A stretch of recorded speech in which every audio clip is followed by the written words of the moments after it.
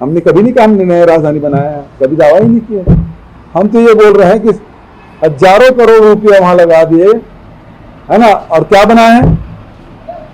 तो माचिस की डिब्बी, है ना, हवा चलती है तो मंत्रालय के दीवार हिलने लगते हैं, पूरी खिड़की खड़खड़ाने लगती है।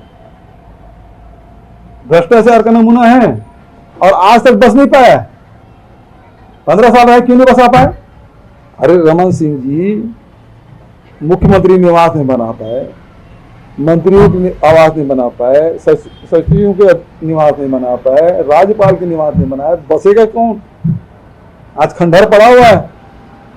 हम दावा नहीं कर रहे हैं कि नया राजधानी, हाँ नया राजधानी शिलान्यास श्रीमती सोनिया गांधी के हाथों से जब जोगी जी मुख्यमंत्री थे, कांग्रेस की सरकार थी, तब हम लोगों ने किया था।